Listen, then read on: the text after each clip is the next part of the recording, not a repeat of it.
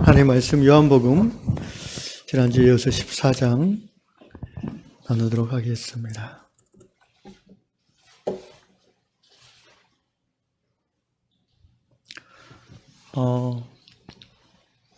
하나님께서 제게 복을 주셔서 이처럼 말씀에 대한 그 감수성이 탁월한 유향 공동체 성도들을 만나게 하시고, 또 그래서 저도 더욱더 도전받아서 또 말씀에 더 깊이 들어가게 해주시는 그런 은혜를 올 한 해 저에게 주셨습니다.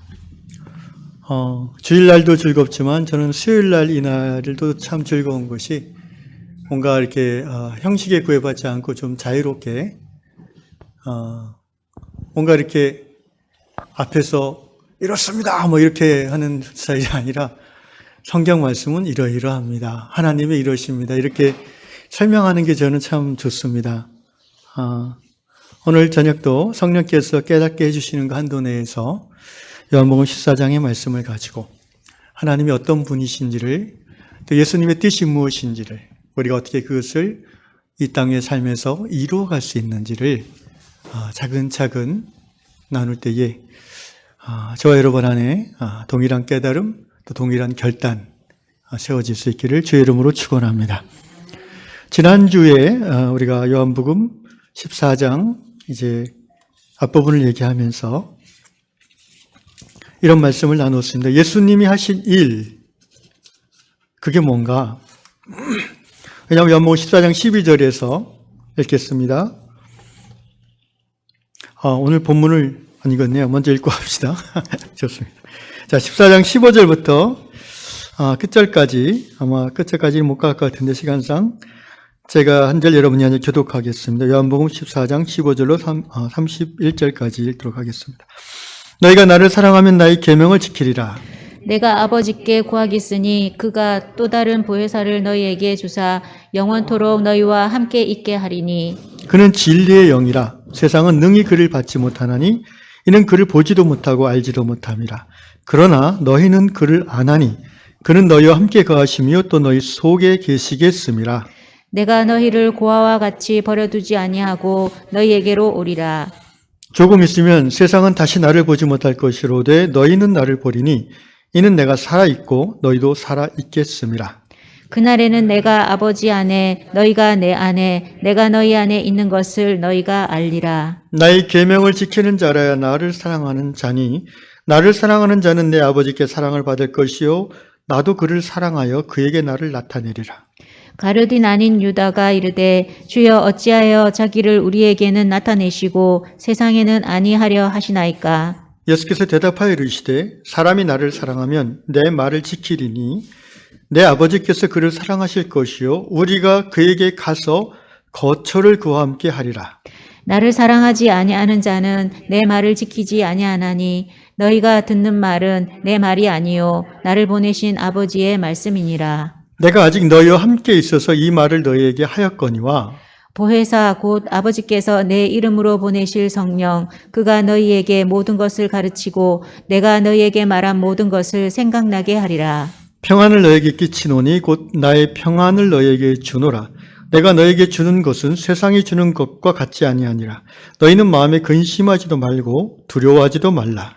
내가 갔다가 너희에게로 온다 하는 말을 너희가 들었나니 나를 사랑하였더라면 내가 아버지께로 감을 기뻐하였으리라. 아버지는 나보다 크심이라.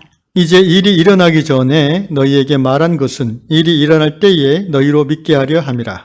이후에는 내가 너희와 말을 많이 하지 아니하리니 이 세상의 임금이 오겠음이라. 그러나 그는 내게 관계할 것이 없으니 다 같이 오직 내가 아버지를 사랑하는 것과 아버지께서 명하신 대로 행하는 것을 세상이 알게 하려 함이로라. 일어나라 여기를 떠나자 하시니라. 아멘. 요한복음 13장부터 최후의 만찬, 예수님이 제자들과 함께하는 마지막 유월절 만찬의 자리에서 나눈 말씀들을 정리해서 모아놓았습니다. 오늘 14장도 계속해서 그 말씀의 연장이고요. 이제 이 만찬 오늘 끝부분에 여기를 떠나자 하시는데 다른 복음서에는 이 떠나서 어디로 가시냐면 이제 겟세마네 동산으로 가십니다. 거기서 땀이 피가 되도록 기도하십니다. 그러나 제자들은 졸고 있었다고 했습니다. 마침내 늦은 밤 됐을 때 군사들이 예수님을 체포해 갑니다. 그리고는 밤새 끌려다니시고 고문당하시고 수치를 당하신 후에 이제 아침 9시경에 십자가에 달리시는 바로 그 전날 밤이죠. 이 요한복음 이 최후의 만찬에서 세족식 말씀도 정말 중요하지만 그러나 정말 더 교회에 주는 말씀으로 대단히 중요한 말씀은 새 계명이라는 말씀입니다. 요한복음 13장 34절 새 계명을 너에게 주겠다. 그 내용이 뭐냐면은 서로 사랑하라입니다. 그 내용이 뭐라고요? 서로 사랑하라. 제가 지지난주인가요? 말씀드렸죠. 사실 내용상 새 계명은 아니다. 왜냐하면 레위기와 구약성경에 이미 나와 있는 말씀입니다. 내 이웃을 내 몸과 같이 사랑하라. 그러나 새 계명이라고 이름 붙인 이유가 무엇이라고 했습니까? 이 말씀, 이 계명을 실천할 주체들이 구약의 인물들이 아니라 신약의 인물. 그 말씀이 돌벽에 세워져서 자기 몸 밖에 있어서 그 말씀을 실천함으로 구원을 얻고자 하는 사람들이 아니라 그 말씀이 이미 마음판에 새겨져 이미 구원 얻은 하나님의 자녀들로서 기쁨으로 그 말씀을 따라 살고자 하는 그 말씀의 그 행함의 주체가 옛사람이 아니라 새사람이라는 의미에서 새로운 계명이라고 나누었습니다. 오늘 14장 이 후반부는요, 그 요한복음 13장 새 계명을 중심으로 예수께서 계속해서 쭉 말씀을 펼쳐가고 계심을 볼 수가 있습니다. 그런데 이제 지난주에 제가 예수님의 그 행하신 일을 통해서 아버지를 10절 말씀 내가 11절 행하는 그 일로 말미암아 믿으라라고 얘기하시면서 그럼 예수님이 행하신 일이 무엇인가? 세 가지를 말씀드렸죠. 예수님은 teaching, 말씀을 preaching, teaching, 전파하고 가르치셨습니다. 다시 말하면 하나님의 진리를 전파하고 가르치셨죠. 그리고 예수님은 또 무엇을 행하셨습니까? 공생의 기간 중에 사랑을 베푸셨어요. 차별 없이 사랑을 베푸셨고 오히려 세상에서 천대받는 사람들을 더 가까이 사랑하셨어요. 긍휼과 인자와 온유와 인내를 베푸셨어요. 때로는 거룩한 분노로서 성전의 제사장들과 유대교 권력자들에 대해서 분노하시기도 했습니다. 바리새인들을 향해서 회칠한 무덤 같은 독사의 새끼들아 이러면서 크게 화를 내시기도 했습니다. 이름하여 하나님의 공의에 근거한 거룩한 분노를 선포하기도 하셨죠. 이렇게 예수님은 말씀을 가르치시고 하나님의 사랑, 긍휼을 사람들에게 베풀어 주셨고요. 그리고 예수님은 또 무엇을 행하셨습니까? 능력을 행하셨어요. 헬라어로 디나미스, 성령의 능력으로 병든 자를 고치고 장애인을 고치고 또 귀신 들린 자를 온전케 했어요. 이 말씀 진리를 가르치시고 긍휼과 인자를 베푸시고 능력을 행하신 그 결과는 다 무엇이라고 했습니까? 생명을 죽이는 거예요? 살리는 거예요? 생명을 살리는 거죠. 생명을 살리고 풍성케 하심에 요한복음 10장 10절 인자가 온 목적 그대로입니다. 이것이 예수가 행한 일입니다. 그래서 요한복음 14장 12절에서 우리에게 주시는 제자에게 주시는 교회 공동체에 주시는 중요한 말씀이 나를 믿는 자는 요한복음 14장 12절을 같이 읽겠습니다. 시작. 내가 진실로 너에게 이르노니 나를 믿는 자는 내가 하는 일을 그도 할 것이요 또한 그보다 큰 일도 하리니 이는 내가 아버지께로 감이라. 예수를 믿는 제자들은 예수를 믿는 제자 공동체 곧 교회는 예수님이 하는 일을 할 것이라고 했습니다. 여러분 주님께서 우리에게 너 이 일을 할 수 있어 이 일을 해라고 했을 때 불가능한 것을 시키지는 않습니다. 그렇지 않습니까? 우리를 사랑하시는 하나님께서 우리에게 행하라고 하실 때 그것이 불가능한 일이겠습니까? 그런 부모가 자식에게 뭘 시킬 때 불가능한 걸 시킬까요? 사랑하는 자녀가 얘야 너 이것 좀 해야지 이거 할 수 있어 하면은 할 수 있으니까 시키는 거 아니겠습니까? 예를 들어서 여러분이 자녀들에게 5살 먹은 자녀에게 너 하루에 100만 원씩 벌어와야 돼 이렇게 시키겠습니까? 너 시장 가서 3살짜리에게 너 껌 팔아와 이렇게 시키겠습니까? 그런 부모가 아니라 뭐죠? 그거는 앵벌이 시키는 나쁜 사람들이죠. 앵벌이라고 그러죠. 우리 아버지 하나님은 우리에게 그런 나쁜 하나님이 아니에요. 나쁜 부모가 아니에요. 나를 믿는 자는 나의 하는 일, 말씀을 가르치고 전파하는 것, 사랑을 베푸는 것, 능력을 행하는 것, 이거를 너희들도 할 것이다라고 그랬어요. 그런데 교회는 역사 속에서 이 일을 못하겠다고 발뺌한 적이 많고, 또 이 일을 행하되, 요거는 목사님이나 신부님만 하시고, 요거는 또 그쪽 계통에 힘 있는 사람만 하시고, 이런 식으로 자꾸 이렇게 핑계대고 안 하려고 그랬어요. 이 말씀 그대로 예수님 말씀대로 교회가 지난 2000년 동안 행했다면 벌써 예수님이 이 땅에 임했을 줄로 합니다. 그런데 교회는 그렇게 온전히 따르지 않았던 것 같아요. 그러나 그 중에서도 소수의 정말 이 말씀 그대로 믿고 행했던 사람들이 교회 역사 속에서 많이 있습니다. 오늘날도 그런 분들이 또한 많이 있는 줄로 압니다. 그런데 이 일을 왜 사람들이 하기 어렵다고 생각했을까요? 첫째는 지난주 말씀은 자꾸 기적만 생각해서 그래요. 예수님이 죽은 자를 살리고 병자를 고친 걸, 그걸 어떻게 내가 해? 예수님이니까 하는 거지. 예수님은 하나님이니까 했지. 또 다 까먹으실 것 같아서 제가 다시 말씀드리는데. 예수께서 이 땅에서 행하신 모든 능력은요, 하나님으로서의 능력이 아니라 성령의 능력의 발현이라고 제가 말씀드렸죠. 아멘? 세례 요한에게 세례를 받기 이전에는 기적을 행하신 적이 없어요. 세례 요한에게 세례를 받을 때 하늘에 열리고 성령이 어떤 형태로 비둘기 형태로 임하셨다고 그랬어요. 그 후로 예수께서 광야 시험을 거치신 후에 능력으로 사역을 시작하셨어요. 그러니까 여기 예수께서 너희가 나를 믿는 자는 내가 하는 일을 그도 할 것이요 큰 일도 하리니 그 근거는 뭐예요? 내가 아버지께로 가기 때문이다 라고 했어요. 그 말은 아버지께로 가셔서 예수님이 뭘 해주시는 거예요? 자, 뭘 해주시냐면은 16절 읽겠습니다. 시작.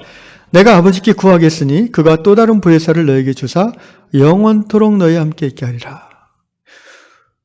예수께서 승천하신 후에 성부께 올라가서 성령을 보내달라고 제자들에게 간청하셨어요. 성부 하나님께서 성자 예수 그리스도의 간청으로 말미암아 성령을 파송하시는 거죠. 예수님 행하신 능력이 근원이 성령이고 우리에게 성령이 임하면 똑같이 우리도 성령의 능력을 드러내는 성령의 사람이 되는 줄로 믿습니다. 아멘. 할 수 있는 거예요. 예수님이 못할 거를, 할 수 없는 거를 하라고 하지는 않으시는 거예요. 또한 예수님이 우리에게 사랑을 행하라고 하셨죠. 예수님처럼 우리도 긍휼을 행할 수 있고 인자를 베풀 수가 있습니다. 온유함으로 나아갈 수가 있지 않습니까? 또 예수님처럼 우리도 말씀을, 진리를 전하고 가르치고 또 선포할 수 있어요. 저는 신학 공부를 안 했는데요.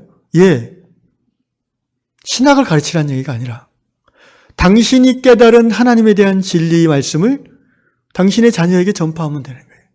당신의 친척에게, 당신의 친구에게. 설교식으로 할 필요도 없고 그냥 오히려 간증식으로 하는 것이 훨씬 더 효과적이라는 거죠. 그것이 말씀을 전파하는 거예요. Why not? 못할 이유가 없습니다. 주님의 말씀, 주님을 신뢰하십시오. 주님이 나를 믿는 자는 하겠다라고 했으면 할 수 있게 하는 겁니다. 성령의 능력 주시겠다고 하셨습니다. 실제로 사도행전 2장에서 초대 예루살렘교회 모든 사람들에게 성령이 불같은 능력이 임했습니다. 아멘. 그래서 초대 예루살렘 교회는 이 세 가지 예수님이 하신 일을 행했고 더 큰 일도 행했어요. 누가? 베드로가, 사도 바울이. 어떤 의미에서 더 큽니까? 여기서 크다는 것은 꼭 양적인 의미가 아니에요. 예수님은 평생 12제자 120명인데 베드로는 3,000명. 그렇게 생각하시면은 제가 말씀드렸지, 이 하나님 나라 백성이 나아갈 지향점을 자꾸 이렇게 규모로 바꾸면은 천박해진다고요.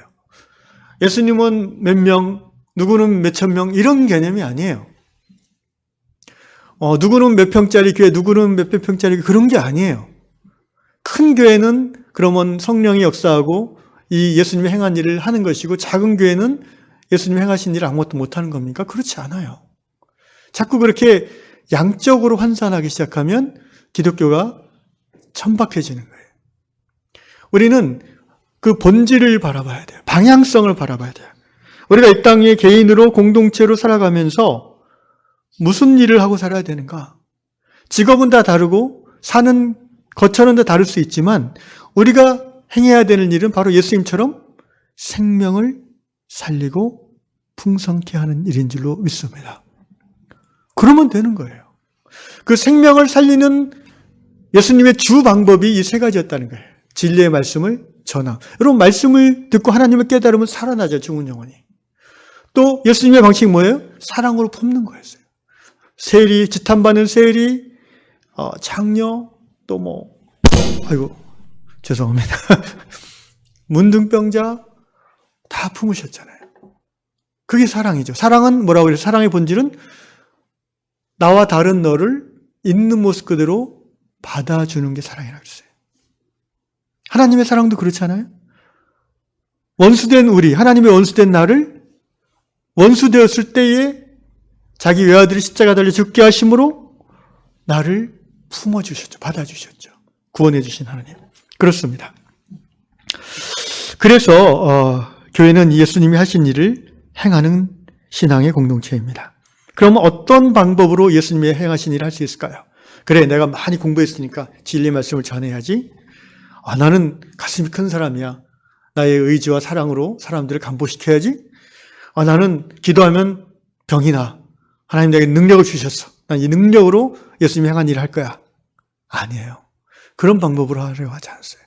자, 13절 읽겠습니다. 시작. 너희가 내 이름으로 무엇을 구하든지 내가 행하리니 이는 아버지로 하여금 아들로 말미암아 영광을 받으시게 하려 함이라. 14절. 내 이름으로 무엇이든지 내게 구하면 내가 행하리라. 예수님이 너희가 나의 하는 일을 행하리라 하셨는데 사실 우리 입장에서 보면은 우리가 하는 게 아니라 우리가 예수님께 청함으로 예수님이 행하시는 거죠. 능력의 근원은 내 안에 있지 않고 예수님에게 있는 줄로 믿습니다. 그러니까 우리는 기도함으로 그 일을 하는 거예요. 우리 김 집사님께서 기도함으로 설교를 제가 준비해 주신다고 아주 정확한 말씀을 해주셨는지 좀 부끄럽긴 하지만 제가 어쨌든 받겠습니다. 제가 말씀을 준비할 때에 계속 하나님과 연결점을 놓치지 않으려고 합니다. 본문에 근거해서. 저는 그것이 저의 기도라고 생각합니다. 그래서 때로는 자료를 찾거나 뭔가 이렇게 알아보는 것보다 더 많은 시간을 묵상 속에서 말씀을 풀어나갈 때가 있습니다. 그걸 식탁에 앉아서 할 때도 있고요. 아니면 길을 산책하면서도 그거 할 때가 있고요. 또 심지어 화장실에서 묵상할 때도 있습니다. 계속해서 진리의 성령께서 오늘 전해야 될 이 부분의 말씀을 비춰주시기를, 그리고 계속해서 묵상하면은 하나하나 이렇게 깨달아지는 그 은혜가 있는 것이지요. 우리가 생명 살리는 일을 내 힘으로 내 지혜로 하는 것이 아니에요. 우리는 예수님의 이름으로 기도하고 행하면 되는 거예요. 여러분 이렇게 할 때에 사역의 올바른 열매가 맺을 수 있어요. 내가 내 힘으로 내가 기도했더니 병이 나왔어. 그러면 그 사람은 계속 그런 일이 쌓이면 어떻게 될까요? 교만해져요. 왜냐하면 사람들은 막 추종하거든요. 우리 목사님, 뭐 주의 종, 불의 종. 그래갖고 맨 앞줄에 앉으려면 1,000,000원 내야 되고 막 이렇게 돼요. 이거 농담이 아니라 실제 미국에 그런 부흥사역자가 있어요. 저도 한번 한국에 왔을 때 저 끝발치에서 한번 봤는데 돈이 없어가지고 앞자리에 못 가고 저 끝에서 서서 봤는데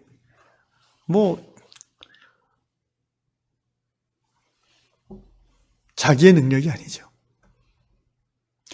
말씀을 가르칠 때도 사랑을 행할 때도 능력을 드러낼 때도 예수의 이름으로 예수님의 능력과 사랑과 지혜로 우리가 실천할 때에 생명이 살아나고 풍성케 되는 줄로 믿습니다. 그러면서 이제 15절, 이제부터 본론으로 들어가는데 너희가 12제자를 가리키는 거고, 좀 더 깊이 들어가면 예수님 다시 오실 때까지 이 땅의 교회를 말하는 거죠.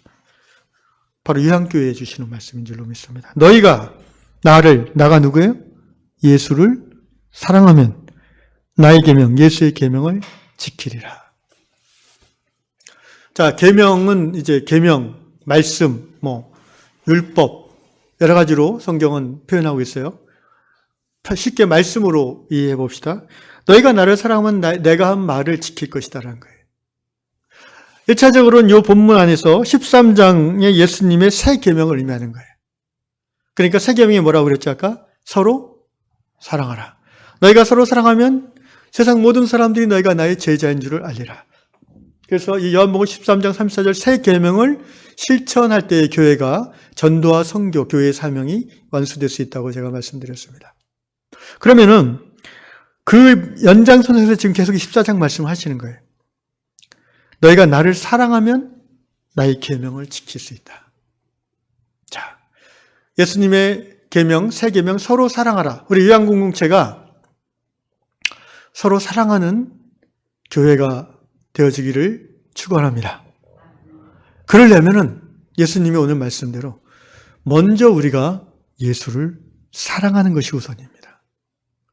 내가 내 옆에 있는 김 집사님, 이 권사님을 사랑하기 전에 먼저 내가 예수를 사랑해야지. 옆에 있는 분을 그 다음에 사랑할 수 있다는 거예요. 예수님에 대한 사랑 없이 사람을 사랑하게 되면은요, 이 사랑이 100% 나중에 가서 변질돼 버려요. 이상한 사랑으로 흘러가든지 아니면은 사랑하는 척하지만 결국은 나의 유익을 그 사람에서 끌어내려고 하는 거죠. 그래서 예수님과의 사랑이 우선해요. 십자가의 이 수직이 우선이라는 거예요. 하나님을 사랑하는 거예요. 그런 다음에 그 사랑의 능력의 근거에서 내가 너를, 너가 나를 서로 사랑하게 되는 겁니다. 따라합시다. 예수 사랑, 지체 사랑. 예. 예수님을 사랑하는 것이 우선이에요. 이걸 요한복음 그 다음 장 15장에서는 사도 요한께서 이제 그렇게 배치를 해 놓으셨잖아요. 뭐라고 예수님이 말씀하셨냐면은 나는 포도나무요. 너희는 뭐다? 가지. 포도나무 붙어있는 가지다. 어떻게 하면 열매 맺는가? 붙어있기만 하면. 이라고 하시죠. 붙어있기만 하면. 붙어있다는 것이 뭐예요? 관계 속에서 네가 예수를 사랑하기만 하면 너는 저절로 이웃을 사랑해. 그러니까 우리가 저분을 사랑해야지 원수 이게 아니라 주님 제가 저 사람을 사랑해야 되는데 미워서 못 사랑하겠어요. 주님 도와주세요. 예수님과의 관계에서 예수님을 사랑하는 마음으로 간절히 예수님께 구하면 예수님께서 용서의 능력을 주시고 아멘.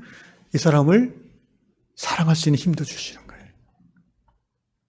같은 맥락에서 율법은요, 새 계명, 새 율법, 모든 율법은 하나님의 말씀은요, 하나님과의 관계를 우선 토대로 해서 실천할 수 있는 거예요. 하나님과의 아름다운 올바른 관계, 그걸 성경은 의라고 한다고 그랬죠. 의인됨이 없이 먼저 의인이라 칭함받지 않은 상태에서 율법대로, 규례대로, 윤리 도덕대로 살려고 하는 거, 그거는 오래 가지도 못하고 기독교의 말씀이 아니에요, 그거는. 기독교의 본질은 하나님과의 관계잖아요, 관계. 신과의 관계예요. 여러분, 어느 종교에서 신이 너희는 나의 아들이다 그래요.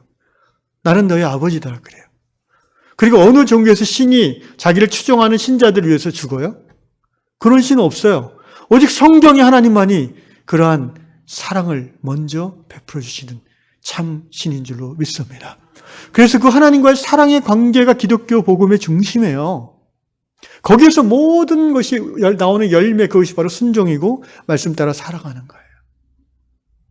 포도나무에 가지가 붙어 있는 것은 예수님을 내가 사랑하고 있는 거예요.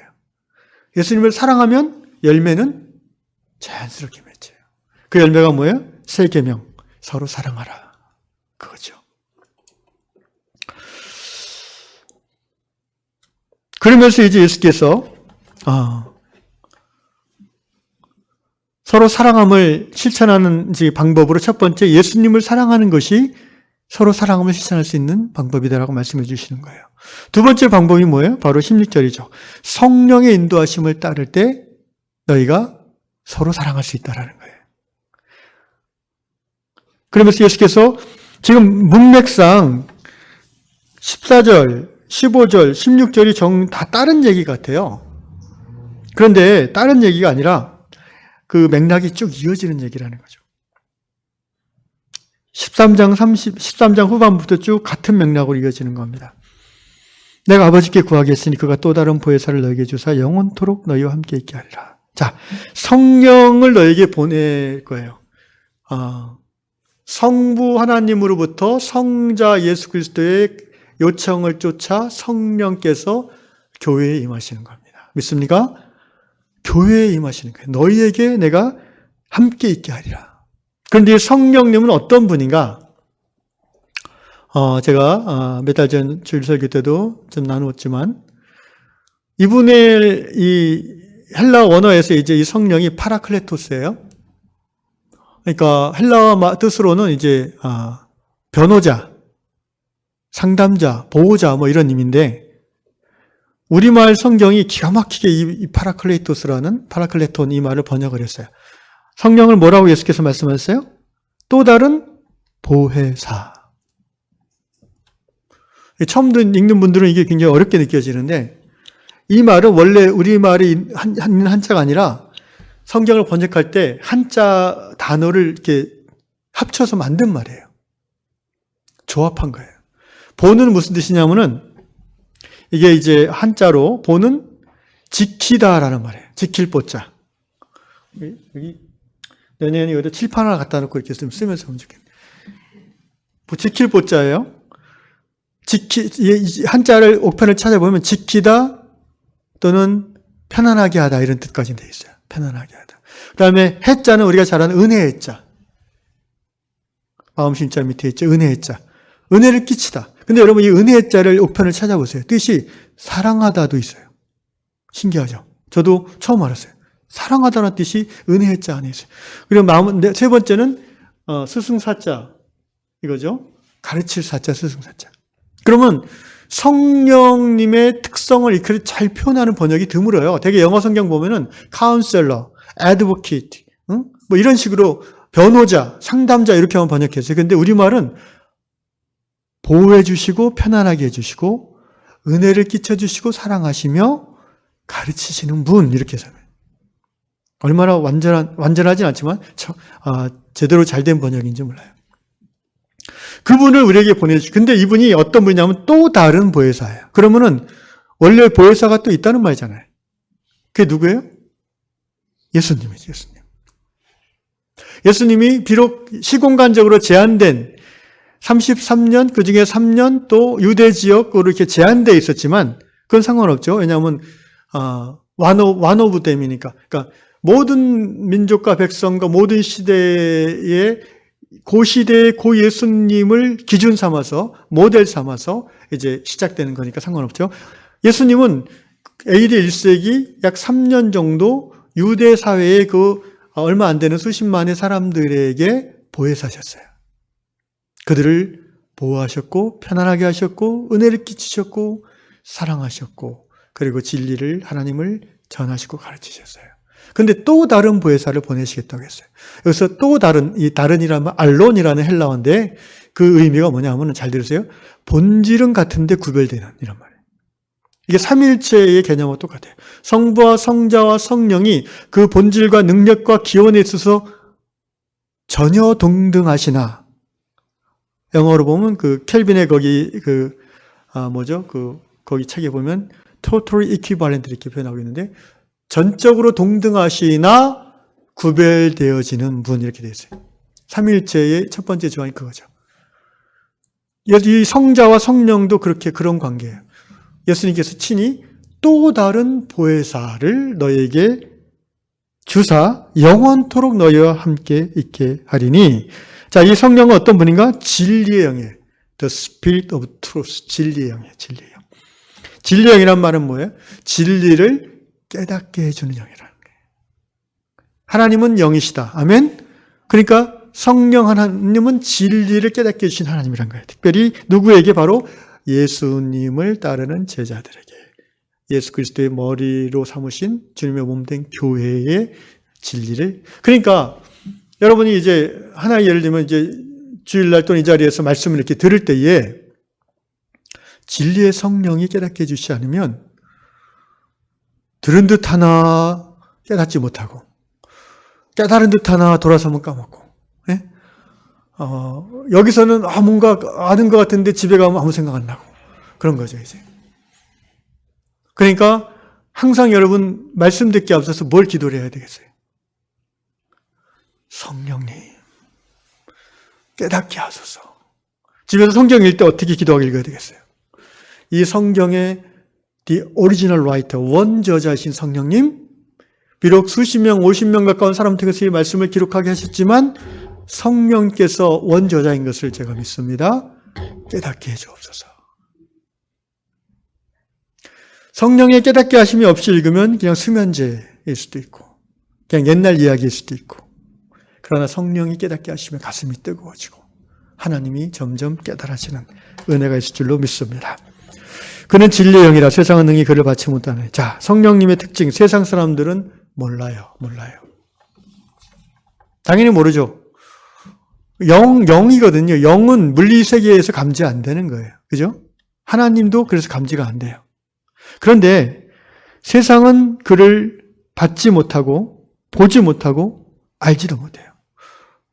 예수 믿고 죄사함 받아 거듭나서 영이 깨어있는 사람만이 성령을 감지할 수 있어요. 느낌을 말하는 게 아니라 지금 제가 전하는 이 말씀이 여러분에게 깨달아지는 것이 성령의 역사라는 것을 여러분이 믿잖아요. 아멘? 그러면 성령을 알고 감지하는 거예요.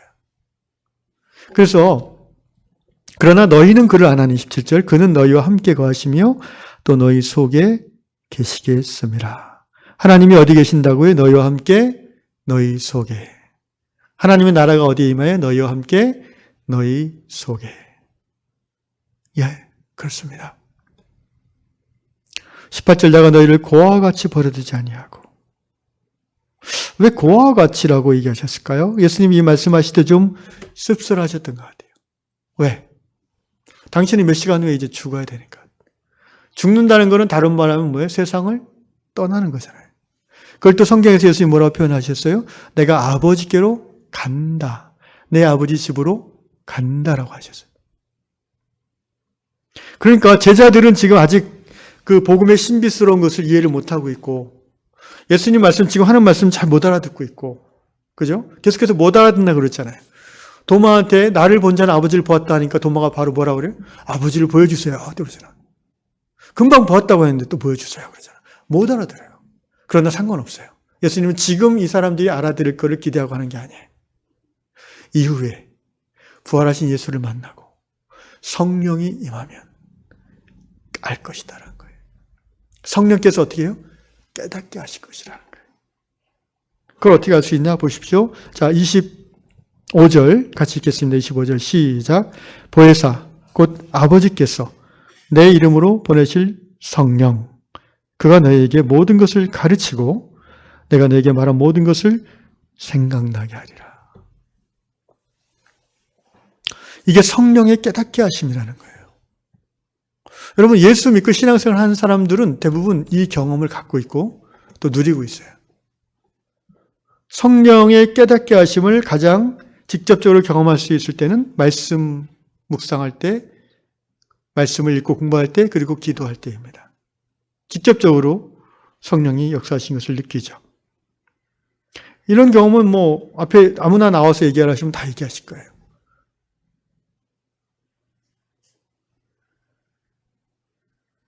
제가 27살 때, 벌써 오래된 일인데,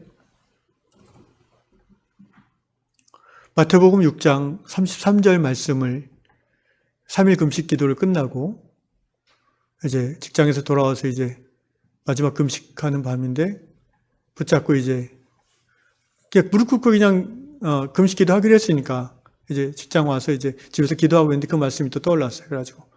잘 아는 말씀이에요. 뭔지 아세요? 너희는 먼저 그의 나라와 그의 의를 구하라. 그러면 이 모든 것을 너에게 더하시리라. 그 말씀이 떠오를 때마다 제가 좀 힘들었어요. 갈등했어요. 왜냐하면 자신이 없으니까. 먼저 하나님의 나라와 하나님의 의를 구하라. 그러면 세상에서 쫄딱 망할 것 같으니까. 장가도 못 가고 집도 못 사고 뭐 그럴듯하게 좀 멋지게 살아보고 싶은데 그것도 안 될 것 같고 그냥 아무것도 없이 뭐 이렇게 살 것 같으니까 주님 뭐 이러면서 이제 그 말씀 자꾸 떠올려 주시는 게 성령의 역사죠. 떠올려 주신 말씀을 떠올려 주신다고 그랬죠. 근데 그날 밤에 성령께서 여기 보시면 내가 너에게 성령 그가 너에게 모든 것을 가르치고 내가 너에게 말한 모든 것을 생각나게 하시리라. 성령께서 뭘 가르쳐 주셨냐면은 먼저 그의 나라와 그의 일을 구하라. 그리하면 이 모든 것을 내게 더하시라. 이 뒷부분을 깨닫게 하셨어요. 그러니까 생각해 보니까 그리하면 다 더해 준다고? 그거 괜찮네? 이런 생각이 드는 거예요. 괜찮네 그거? 내가 필요한 모든 것 주신다는 건가?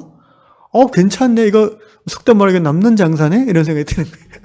믿음이 어렸으니까. 근데도 이제 그러니까 이걸 이제 제자도에서 표현한다면 이런 거죠. 제자됨이 결단을 했는데 그 제자됨의 대가를 지불하기가 굉장히 이제 뭐 갈등이 생기는 거예요. 그래가지고 기도하는 거죠. 근데 성령께서 야, 네가 마음으로 결정만 해. 그러면은 네가 생각같이 이렇게 뭐 가난하게 살고 집도 없이 살고 뭐 차도 없이 살고 뭐 저기 아프리카 가서 뭐 같이 굶어 죽고 그런 사람 아닐 수도 있어.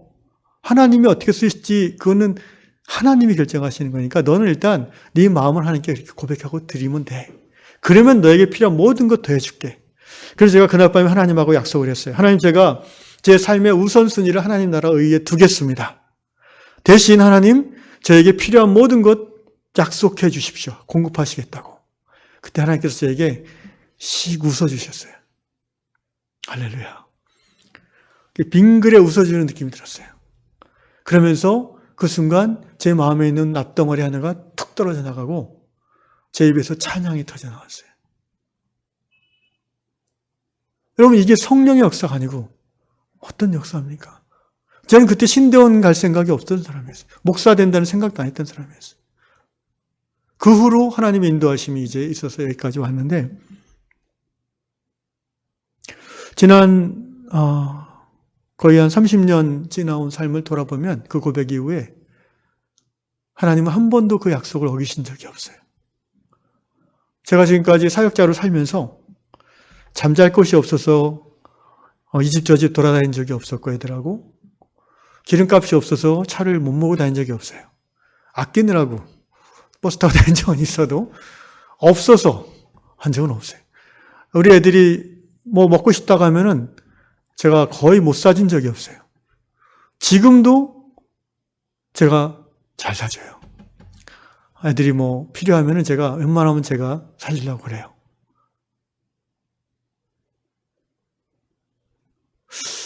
하나님은 약속을 너무 잘 지키시는 거예요. 저는 솔직히 자주 약속을 좀 어긴 적이 있는데 그때마다 회개했어요.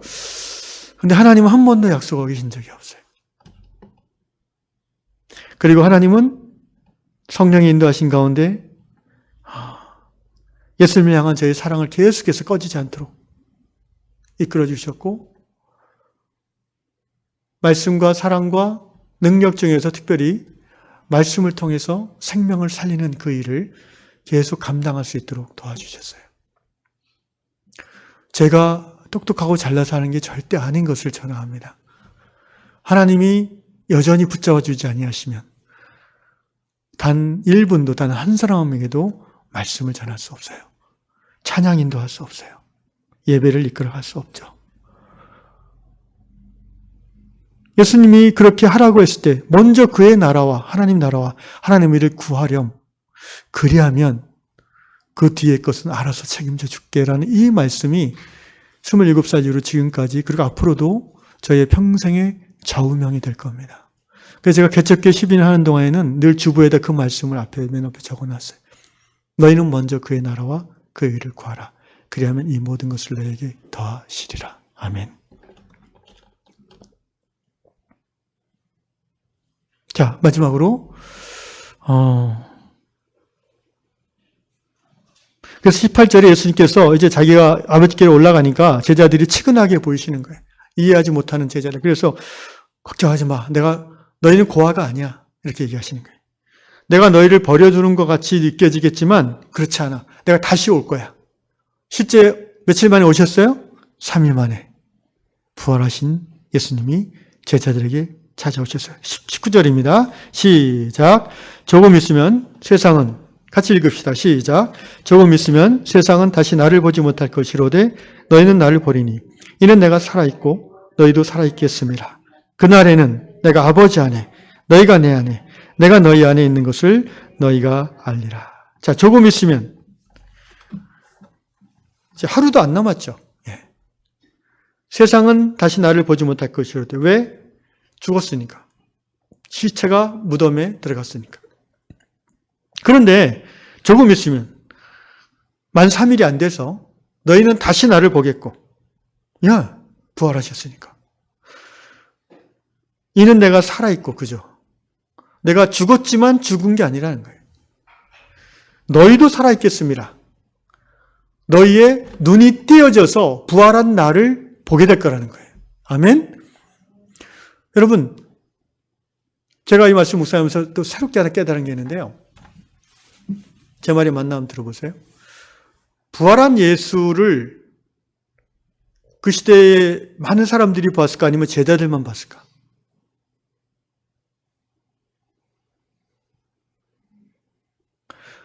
성경은 예수를 믿는 사람만 부활한 예수를 봤다는 기록을 남깁니다. 처음에 막달라 마리아, 그 다음에 제자들, 그 다음에 부활한 예수를 엠마오 마을에 가는 두 제자, 다 제자들이에요, 제자들. 그리고 마지막에 예수께서 승천하시는 것을 이제 많은 500여 성도들이 봤다고 그랬어요. 그런데 그 중에 한 명도 세상 사람들은 없어요. 빌라도가 부활 예수를 보았다? 그런 얘기 없고, 헤롯이 보았다? 그런 얘기 없고, 바리새인이 보았다? 그런 얘기 없고, 대제사장 가야바가 부활한 예수를 보고 놀랐다? 이런 얘기도 없어요. 그런 사람들의 눈에는 안 보이는 거예요. 살아있는 사람만 살아난 예수를 보는 거예요. 아멘? 부활하신 예수는 그 영이 부활한 거듭난 성도만 보는 줄로 믿습니다. 저는 이 말씀을 읽고 그렇게 깨달았어요. 정말 복음서를 다 리마인드해 보니까 정말 그러네. 다 예수를 믿고 따르는 제자들만 부활한 예수를 목격하고 만났고 들었네. 라는. 그러면서 여러분 우리 안에 또 이제 꿈이 생기지 않습니까? 그럼 주님 제 꿈에도 한번. 실제 저는 꿈에서 예수님을 본 적이 있어요. 한 2번인가 봤어요. 근데 꼭 꿈에서는 까먹어요. 질문할 게 많이 있었는데. 저는 천생이 이제 학생인가 봐요. 하여튼 예수님 만나면 질문하고 싶은 게 너무 많은데 꿈에서는 생각이 안 나. 그냥 그때 꿈에서 제가 예배 찬양하면서 예수님을 뵀어요. 근데 너무 감격스러워서 질문도 생각 안 나고 그냥 그 은혜에 겨워서 이렇게 막 그 목 터지게 찬양만 했던 그런 기억이 나는데.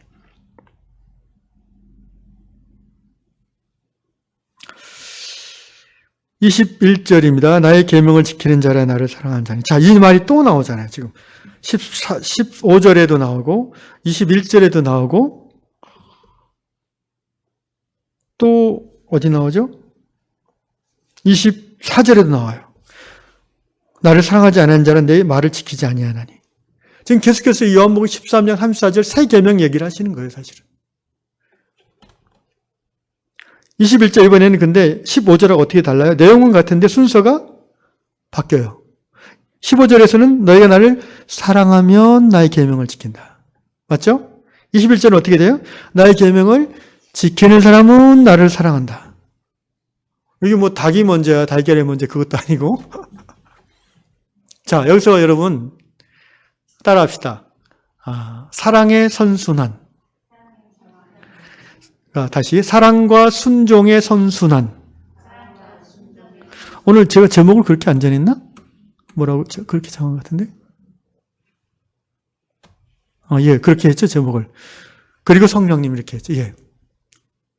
아까 예수를 사랑하면 말씀을, 계명을 행한다고 그랬어요. 그래서 설명드렸죠. 그 사랑의 힘으로, 기쁨으로 실천하게 되는 거죠. 그런데 여기서 또 우리가 조심해야 될 게, 계명을 지키는 자는 나를 사랑하는 거라고 그랬어요. 이게 계명을 지키는 것이 앞에 나오면은 이게 율법을 행함을 강조하는 게 돼버리잖아요. 그죠? 그 다음에 나를 사랑하는 걸 강조하면 믿음을 강조하는 게 돼요. 이 두 개가 모순이 아니라는 거예요. 마틴 루터는 야고보서를 지푸라기 서신이라고 표현했는데 아마 지금은 하늘나라에서 안 그러실 거예요. 이제 그 후로 신학이 발전해가지고 이게 야고보서와 갈라디아서가 모순이 아니 서로 맞지 않는 게 아니에요. 갈라디아서는 오직 믿음으로 구원받는다. 야고보서는 행함으로 구원받는다 그러는데 그게 서로 모순되지 않아요. 예수를 사랑하면 예수의 말씀을 행하는 거고요. 예수의 말씀을 행하는 자는 예수를 더 사랑하는 거예요. 아멘. 사랑하면 순종하고 순종하면 더 사랑해요. 더 사랑하면 더 순종하죠. 할렐루야. 이 선순환의 카테고리에 머물러 있는 거예요. 우리가 그렇게 해야 돼요. 안 그러면은 자꾸 멀어지면요.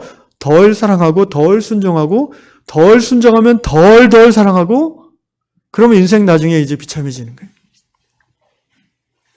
히브리서 말씀대로 한 번 비춤을 받고 하늘의 영광을 맛보고 말씀의 그 능력을 깨달은 자인데도 돌이켜 타락하면 다시 구원을 받기 어렵다라고 그랬어요. 실제 그런 분들을 우리 주위에도 볼 수가 있어요. 물론 아직 살아있다면 결론을 내리지는 못하겠지만 현재로 그럴 수 있다는 거죠.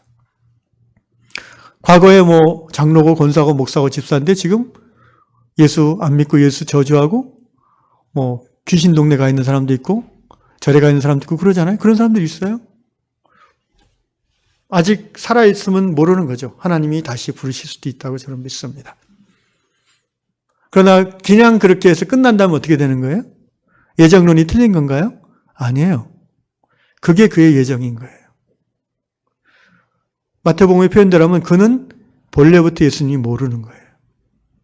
나더러 주여 주여 하는 자마다 아버지께로 가는 것이 아니라고 그랬어요. 오직 내 말씀을 듣고 행하는 자가 모래에 쌓은 집이 아니라 무슨 집? 반석 위에 지은 집과 같다 그랬어요. 그래서 이 사랑과 순종의 선순환 가운데 우리가 들어가기를 힘써야 됩니다. 예수님을 사랑하는 것은요, 말씀과 기도, 경건 가운데 우리가 계속해서 깊이 있게 나아갈 수 있고요. 말씀에 순종하는 것은 어떻게 해야 돼요? 예, 깨달은 말씀을 생활 속에서, 일상 속에서 작은 영역에서라도 실천해 버렸다는 거예요. 근데 이제 그걸 실천할 때, 다른 말하면 하나님 나라를 확장해 나가고 말씀대로 살아가려고 할 때에 반드시 사탄은 우리를 공격합니다. 세상은 우리를 넘어뜨리려고 합니다. 대충 예수 믿으면 핍박이 없어요. 그러나 제대로 예수 사랑하고 예수 말씀 따라 살려고 결단하면 반드시 핍박이 와요.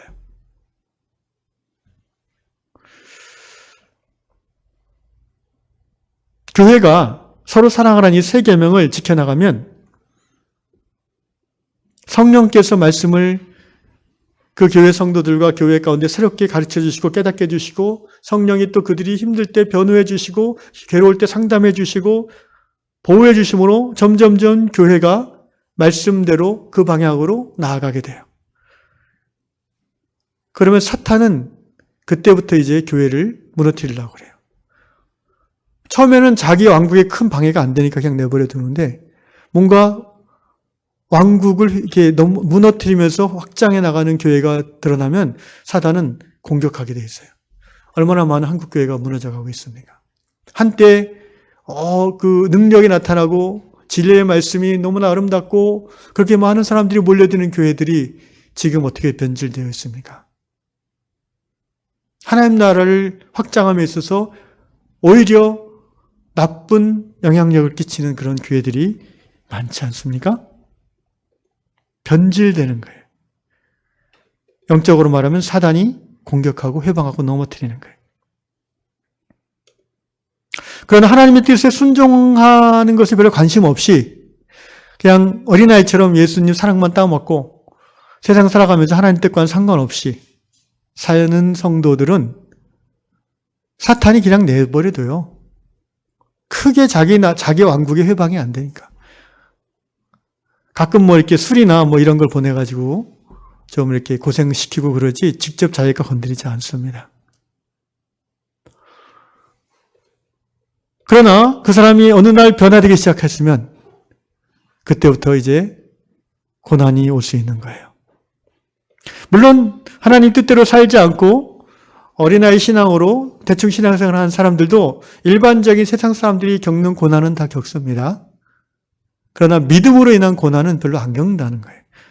그런데 제대로 신앙생활 시작하면은 예수님을 향한 뜨거운 사랑에 겨워서 서로 사랑하라는, 여러분 사랑한다는 거는요, 이제 어떤 분이 그 표현한 게 참 제 마음에 왔는데 따라합시다. 사랑은 자기 초월의 힘이다. 새 계명이 서로 사랑하는 거예요. 여러분 사랑 너무나 흔히 듣는 말이지만 실제 사랑을 실천하고 생각해 보세요. 인간은 자기중심적인 이기적인 본성의 사람들이잖아요. 그죠? 죄인이잖아요.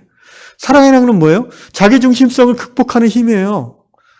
입마에 포켓하려는 거를 나눠주는 게 사랑이잖아요. 내 입으로 들어갈 거를 쪼개주는 게 사랑이잖아요. 내가 편안하게 누릴 수 있는 내 시간을 힘들어하는 저 사람을 데리고 병원을 가는 거잖아요. 그게 사랑 아니에요? 그게 사랑이에요. 그렇게 서로 사랑하라는 거예요. 그게 예수님의 새 계명이에요. 예수님을 사랑하면 그걸 행하게 된다고 그랬어요.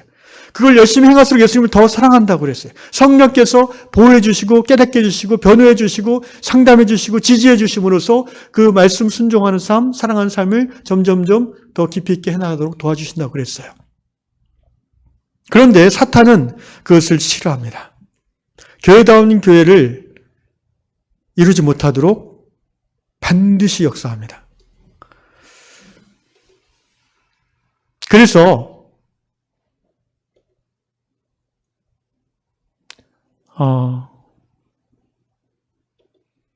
교회가 하나님의 방법으로 가고자 할 때에 죄송합니다. 교회가 하나님의 방법으로 가고자 할 때에 사단이 역사하는데 여러분 잠실에 가면 주님의 교회라는 저희 교단 교회가 있어요. 혹시 들어보셨을 거예요. 저도 그 교회를 제가 한 6개월 정도 가족들하고 다닌 적이 있는데 목사 된 후에도 그 교회가 지난 세기 말에 이제 그 개척 목사님 있을 때 이제 폭발적으로 부흥했어요.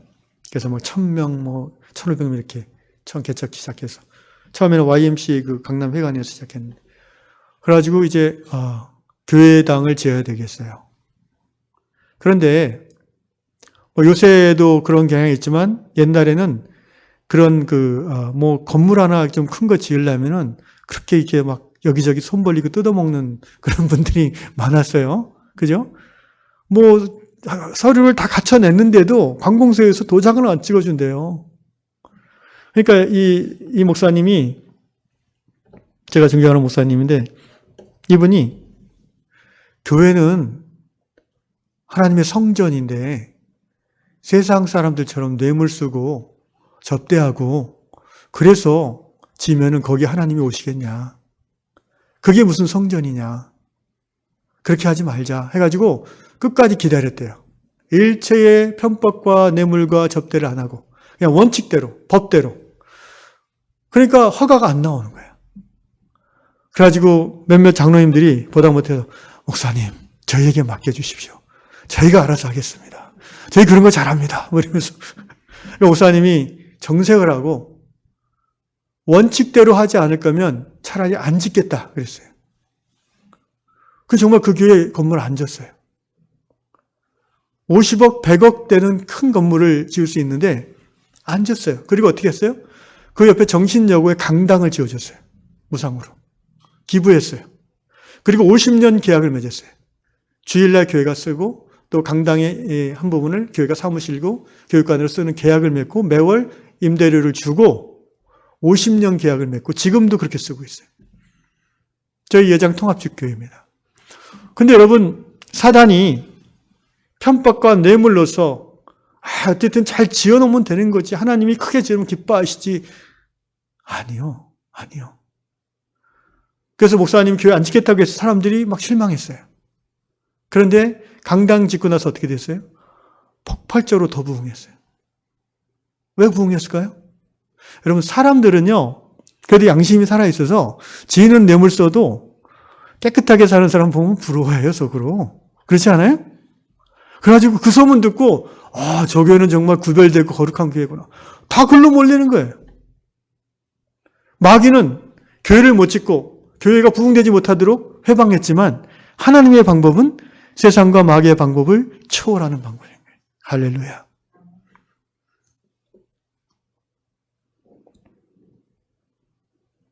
(28절) 내가 갔다가 너희에게로 온다는 말을 너희가 들었나니 나를 사랑하였더라면 내가 아버지께로 감을 기뻐하였으리라. 아버지는 나보다 크심이라. 지금 이 본문의 이 말씀 그대로 해석할 시간은 없어서 안 하겠지만 하나님은 세상보다 크십니다. 우리가 십자가의 길, 하나님의 말씀을 순종하는 사랑의 길을, 그 좁은 길을 개인으로서든 공동체로서든 끝까지 가고자 할 때에 마귀는, 사단은 우리를 회방하고 넘어뜨리려 하지만 하나님은 넉넉히 이기게 하시는 줄로 믿습니다. 여는 우리가 타협해서 지는 거죠. 우리가 돈 아끼려고, 우리가 편하게 가려고. 여러분, 만약에 나중에 우리 교회도 예배당을 새로 짓는 일이 있다면 우리는 이 주님의 교회의 본을 따라야 됩니다. 편법과 뇌물과 불법 일체 행하셔서는 안 됩니다. 그렇게 할 바에는 안 짓는 게 나아요. 아멘? 하나님의 사람들은, 그리스도의 교회는 하나님의 방법, 공의와 사랑, 그 길로 쭉 가는 거예요. 가다 보면 하나님께서 마귀의 공격도 세상의 유혹도 다 이기게 하시는 줄로 믿습니다.